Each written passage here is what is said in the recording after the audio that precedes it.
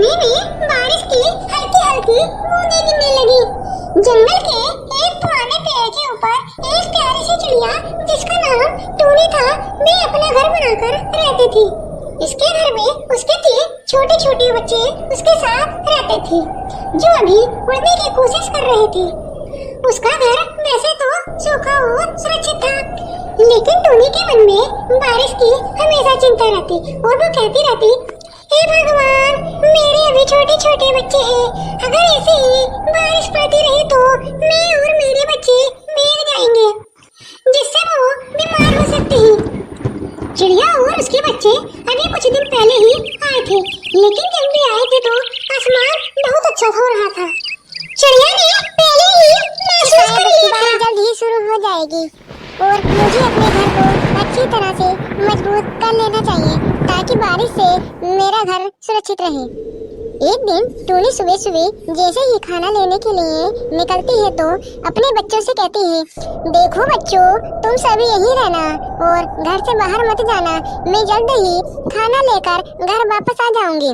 बच्चे चुपचाप टूनी की बात मान गए, क्योंकि वे जानते थे कि बाहर बारिश होने वाली है और उनकी माँ उन्हें सुरक्षित रखना चाहती है। जैसे ही टूनी उड़कर घर से दूर गई तो आसमान में बादल और भी ज्यादा गहरे हो गए और बूंदें पहले से भी ज्यादा तेज होने लगी। तीनों बच्चे घर में बैठे बैठे खिड़की से बाहर ये सब देख रहे थे। उन्होंने पहले कभी भी इतनी तेज बारिश नहीं देखी।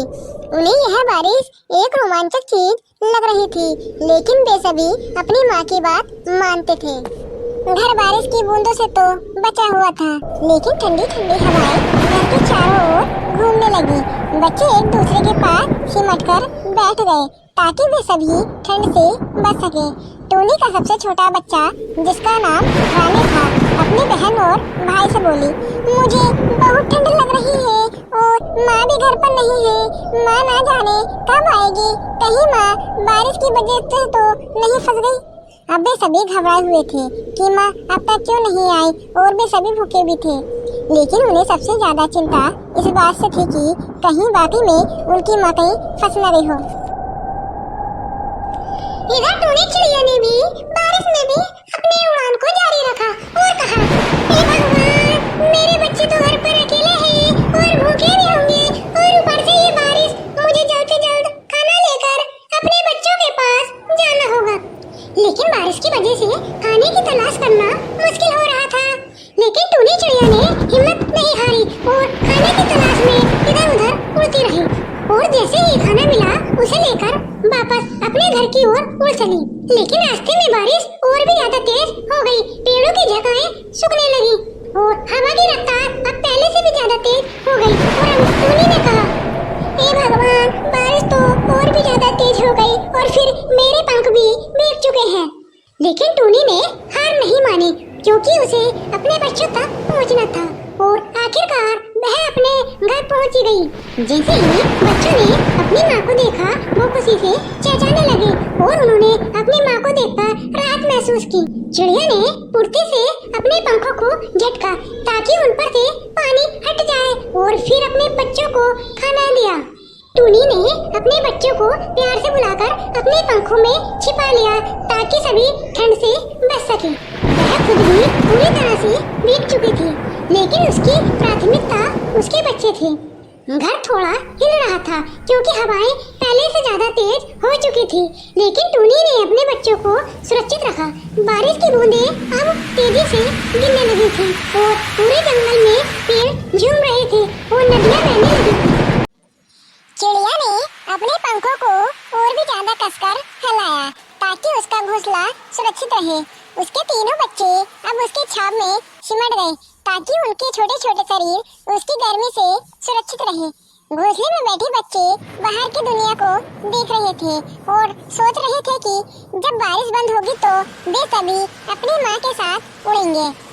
इतने में टूनी चिड़िया का सबसे बड़ा बच्चा, जिसका नाम गुलाबो था, उसने अपनी माँ से पूछा, माँ, ये बारिश कब रुकेगी? हमें भी उड़ने की कोशिश करनी है और हम भी जंगल में और आसमान के गहरे काले बादलों में उड़ेंगे।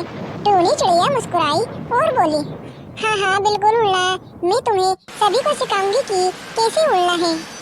लेकिन तुम सभी अभी थोड़ा धैर्य रखो मेरे प्यारे बच्चों। जब समय सही होगा तो तुम सभी को उड़ने का अभ्यास कराऊंगी। लेकिन अभी हमें इस बारिश का आनंद लेना चाहिए और सुरक्षित रहना चाहिए। अब धीरे धीरे रात हो रही थी और चारों ओर सन्नाटा ही सन्नाटा छा रहा था। चारों ओर कीड़ों की आवाजें अब टूनी और उसके बच्चों को डरा रही थी। लेकिन टूनी बोली, अब तो रात काफी हो चुकी है, लेकिन ये कमबख्त बारिश रुकने का नाम ही नहीं ले रही। समय बीतता गया और अभी भी बारिश जारी थी, लेकिन अब ये बारिश हल्की बूंदाबांदी में बदल गई। लेकिन चिड़िया अभी भी जग रही थी। चलो, बारिश तो कुछ हल्की हुई, मेरे प्यारे बच्चे सो रहे हैं और उनकी नींद नहीं खुली, वरना वो सभी डर जाते। टूनी जानती थी कि शायद बारिश के बाद मौसम साफ हो जाए और सूरज निकल आए, फिर मैं अपने बच्चों को उड़ने की शिक्षा देनी शुरू करूंगी, ताकि मेरे बच्चे अच्छे से उड़ सकें, ताकि वे सभी मुश्किल घड़ियों में भी कठिनाइयों से लड़ सकें। अगले दिन जैसे ही सूरज ने अपनी पहली किरण धरती पर बिखेरी तो पूरा जंगल एक नई ताजगी से भर गया। बारिश रुक चुकी थी और आसमान बिल्कुल साफ था। टूनी चिड़िया ने अपने बच्चों को प्यार से उठाया। उठो बच्चों, देखो सुबह हो गई। चिड़िया ने अपने पंखों को फैलाया और धीरे धीरे आसमान में उड़ान भरी। उसके तीनों बच्चे भी उत्साहित हो रहे थे। वे सभी अपनी माँ की तरह उड़ना चाहते थे। थोड़ी देर के बाद चिड़िया बच्चों के पास आई और उसने कहा, बच्चों, आज का दिन तुम्हारी उड़ान का पहला दिन है। डरना मत, मैं तुम्हारे साथ हूँ और तुम सभी मेरे साथ रहना। बच्चों ने अपनी माँ की बात मानी और धीरे धीरे अपने पंखों को फैलाए। तीनों बच्चों ने हिम्मत जुटाई और उड़ने की कोशिश की। थोड़ी देर में वे सभी आसमान में उछलने कूदने लगे, जैसे उन्हें किसी बात का डर ही न हो, और आपस में बोले, वाओ, यहाँ तो उड़ने में कितना मजा आ रहा है। माँ देखो, हम सभी उड़ रहे हैं।